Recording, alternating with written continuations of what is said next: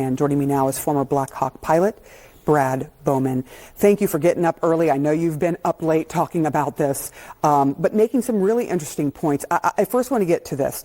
Defense Secretary Pete Hegseth said a, quote, mistake was made during the Black Hawk's routine training. He said there was, quote, an elevation issue. So he, too, leaning into this idea that the elevation was off, that the Black Hawk was flying far higher than it was supposed to be.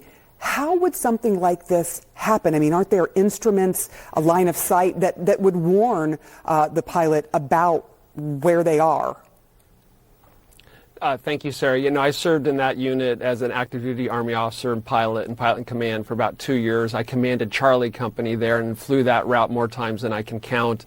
And this is part of a low-level helicopter route throughout the Washington, D.C. area above the freeways and over the Potomac. And in each place, you're supposed to be at a particular route and a particular altitude.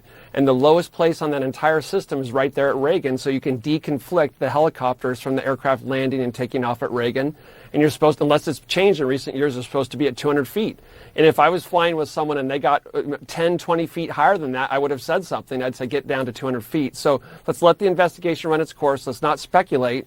But if they were 100 or even 150, 200 feet high, that could have been a decisive reason for this tragedy that we witnessed. So that's one of the key things I'm looking at. I'm also examining the communication between the helicopter crew and the tower. And it's very possible that they were talking about two different commercial regional jets, and that might also be an explanation as well. Yeah, I mean, you can see on some of these videos that there are two jets where your eye goes to the one that's closer, that is brighter, and so there are questions about whether that happened. I do want to ask you about a technological thing here. The soldiers in the Black Hawk helicopter were wearing night vision goggles, we understand. What kind of limitations might that cause? Yeah, so, you know, I've flown with NVGs, I've flown without. In my years flying through those routes, we didn't use NVGs, and frankly, if I had them, I wouldn't have used them because they reduce your field of view and your peripheral vision. And when you're in a city with lots of lights, I mean, at the time they have better ones now, the brightness can be a problem. So you don't need the NVGs there. They apparently had them on the aircraft. Whether they were flipped down or in use at that moment remains to be seen. But either way, NVGs or no, if they were at the proper route and the proper altitude, I think this is something that could probably have been avoided. I'm not suggesting they weren't. Let's let the investigation run its course, but those are key things I'm looking at.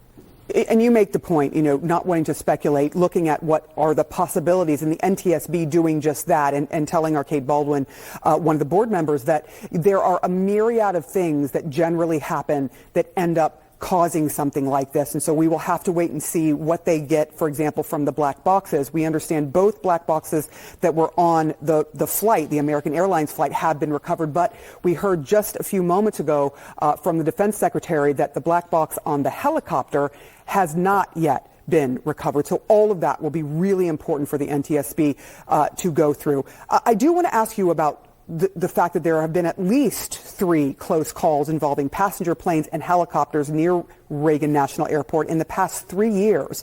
In 2 of them, passenger planes have had to take evasive maneuvers to avoid colliding with the helicopter. So it begs the question, why are these training exercises being done in an area that every pilot that we have talked to says is extremely challenging to navigate?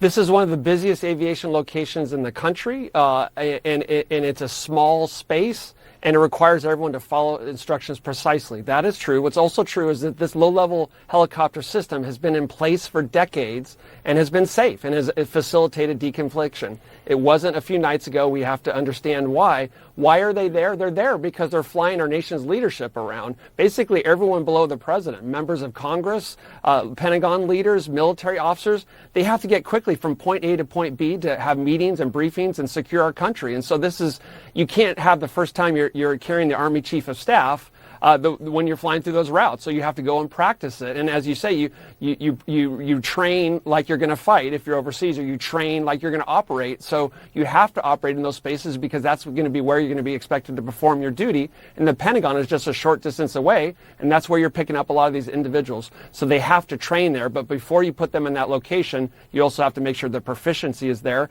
And they were doing a check ride, and that the purpose of a check ride is to ensure proficiency. So there's a lot of variables here. We really got to be patient, as Soley said, and let the investigation run its course.